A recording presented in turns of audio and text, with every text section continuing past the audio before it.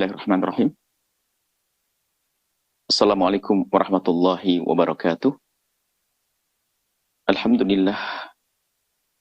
Nahmaduhu subhanahu wa ta'ala hamdan yuafi ni'amahu wa yukafi mazidah. Ya Rabbana lakal hamdu kama yanbaghi li jalali wajhika wa azimi sultanik. Subhanaka la nuhsi thana'an 'alaika anta kama athnayta 'ala nafsik. Walakal hamdu walakal syukru 'ala dhalik.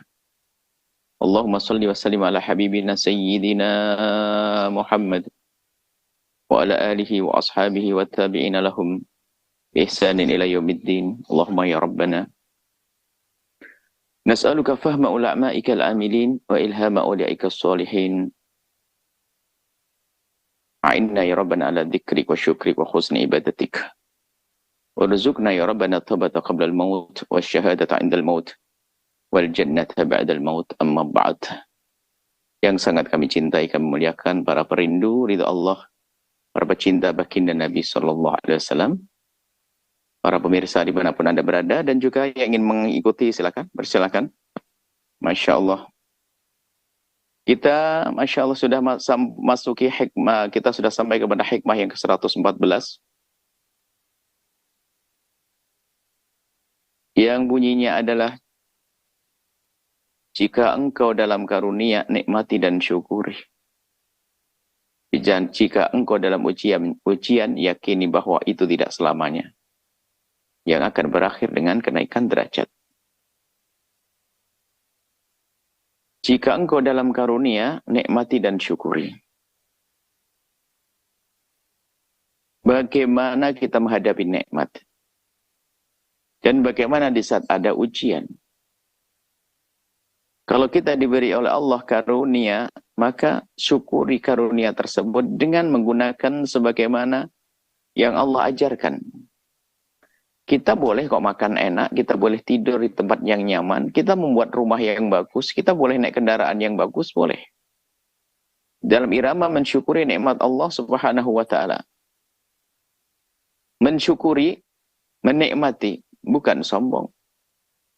Akan tapi banyak di antara hamba Allah di saat mendapatkan karunia Allah, seolah-olah ia menikmati, akan tapi ia telah menyombongkan dirinya dengan nikmat tersebut. Ditandai dengan dia mengendarai mobil mewah, akan tapi merendahkan yang lainnya. Rumah megah, rumah mewah untuk merendahkan yang lainnya. Maka sesungguhnya dia tidak menikmati. Menikmati dan mensyukuri, menikmati. Ya sudah, kita nikmati. Makanan kita nikmati. Seperti yang dikisahkan dari Sayyidina Imam Ali bin Abi Thalib suatu ketika. Beliau ditegur, kenapa wahai Ali engkau minum air dingin? Maksudnya, kok urusanmu hal-hal yang lezat-lezat, kelezatan minum air dingin. Kata Sayyidina Imam Ali bin Abi Thalib, beliau mengatakan bahwa aku minum air dingin adalah untuk liastakhrija syukra min samimi qalbi. Untuk agar aku bisa mengeluarkan syukur dari dalam kalbuku. Jadi menikmati karunia adalah boleh, tujuannya harus jelas agar kita bisa menghadirkan puji syukur kepada Allah.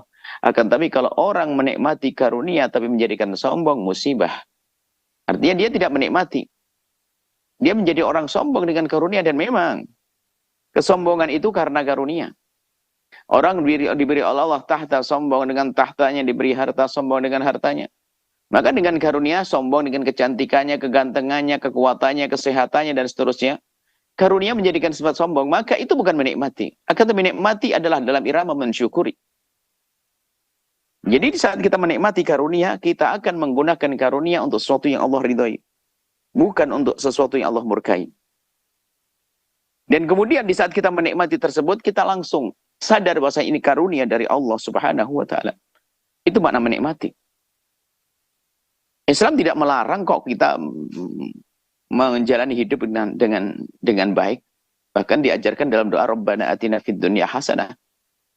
Islam tidak mengajarkan kita untuk menjadi orang miskin. Akan tapi kalau ada orang ditakdirkan oleh Allah menjadi miskin, tidak boleh dia berpatah semangat juga.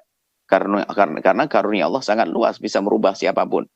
Tidak boleh merasa terpuruk dengan kemiskinan. Yang jelas Islam tidak mengajarkan orang bersengaja menjadi miskin. Bersengaja menjadi rendah, tidak.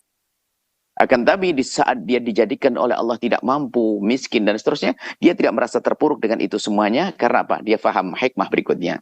Jika engkau dalam ujian, yakini bahwa itu tidak selamanya. Seorang miskin sepanjang hidupnya. Miskin, anggap saja. Yang paling miskin saat ini ternyata sepanjang hidupnya dia miskin. Sepanjang hidupnya dia melarat, akan tapi dia sadar kalau itu ujian. Dan orang kalau diuji mau naik pangkat, ternyata apa ujiannya panjang, ujiannya amat berat. Karena ujiannya berat dan amat panjang, maka hadiahnya pun juga tinggi. Pangkat tinggi akan ia raih. Sampai mati, ya. Sampai mati dia melarat. Sampai nanti dia nyungsep. Sampai mati kehidupannya tidak baik. Akan tapi dia di saat diuji oleh Allah dengan kemiskinan tersebut, dia tidak marah kepada Allah. Tidak merasa gundah dengan kemiskinannya. Bahkan dia tetap merasa bahwasanya dia kaya hati. Dia nyaman saja.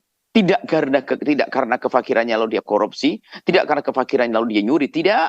Dia fakir dan fakir dan fakir. Itu diuji Allah dan ternyata berakhir dengan kematian. Setelah mati sama si kaya dan si melarat kalau sudah meninggal dunia. Tidak punya harta apa-apa. Akan tapi bedanya, si fakir yang dengan penuh kesabaran, sejak dia meninggal dunia, dia meninggalkan kefakiran yang sesungguhnya. Dia meninggalkan kefakiran. Menuju mana? Menuju karunia Allah.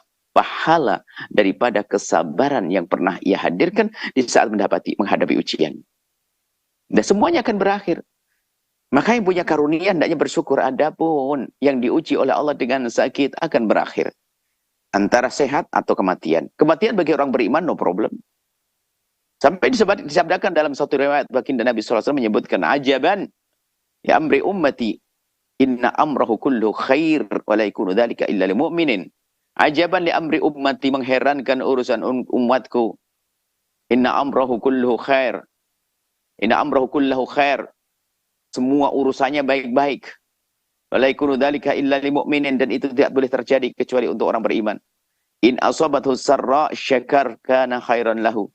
Kalau dia mendapatkan karunia, ia bergegas untuk mensyukuri nikmat tersebut, maka hal itu yang baik bagi dia. Wa idza asabathu dharra, kalau ternyata mendapatkan ujian dan musibah, sabar lalu dia bersabar, kana khairan lahu, maka itu baik bagi dia.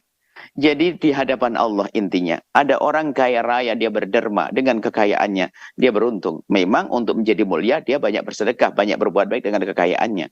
Akan tapi si fakir ternyata dengan kesabarannya, nanti ketemu di surga, antara sabirin dan syakirin, antara orang sabar dan orang syukur. Kisahnya di dunia saja. Maka dari itu yang punya karunia, diberi Allah karunia lalu tidak mensyukuri nikmat tersebut, dengan menggunakan nikmat tersebut sebaik-baiknya, apakah untuk dinikmati oleh dirinya dengan cara yang halal, kemudian atau dibagi kepada yang lain, atau membuat program kemuliaan dakwah dan seterusnya. Tanpa itu maka dia akan menjadi orang sia-sia. Di saat menghadap kepada Allah dia tidak punya apa-apa. Begitu sebaliknya, ada orang di dunia fakir, ternyata di akhirat juga tidak kalah fakir. Sudah fakir di dunia, tamaknya yang ada, rakusnya yang ada. Marah kepada Allah Subhanahu wa Ta'ala. Tidak terima dengan apa yang Allah berlakukan kepada dia. Kerjaannya marah saja. Tidak terima dengan apa yang Allah berlakukan, maka ketahuilah, dia di dunia fakir. Ternyata lebih serem lagi di saat menghadap kepada Allah. Dia sangat fakir, tidak ada amal baik yang ia lakukan. Maka dari itu, hai hamba Allah, siapapun Anda yang punya tahta, hei hamba yang punya tahta, tahtamu akan berakhir. Sampai kapan Anda menjabat sebagai orang ketua RT, lurah, wali kota, gubernur, bahkan presiden? Berapa lama Anda? Kami ingatkan kepada siapapun, jadilah Anda presiden ahli surga di masa depannya, gubernur ahli surga, wali kota ahli surga, pejabat yang ahli surga. Karena apa? Takut kepada Allah, memikirkan kehidupan setelah kehidupan di dunia ini. Nikmati karunia yang Allah berikan kepadamu dari tahta, untuk berbuat baik dengan tahta tersebut. Yang diberi Allah harta, berbuat baik dengan hartanya. Yang diberi oleh Allah kekuatan, dengan kekuatannya. Dan seterusnya. Kita harus cerdas bahwa semua karunia yang Allah berikan kepada kita itu ada pesannya. Pesannya adalah, hai hambaku, aku kirim kepadamu karunia tahta. Aku kirim kepadamu karunia harta. Sekarang ayo menuju kepadaku. Kita dibekali oleh Allah untuk menghadap kepada Allah. Dibekali dengan kekayaan, dibekali dengan kesehatan, dibekali dengan yang lainnya. Maka kita harus paham. Kemudian di saat kita diuji, gak akan berakhir ujian. Kadang Allah menghentikan ujian yang Allah timpakan kepada kita di dunia. Mungkin sakit, kemudian sembuh. Mungkin punya utang, kemudian terbebaskan. Mungkin fakir, kemudian dicukupi. Dan begitu seterusnya.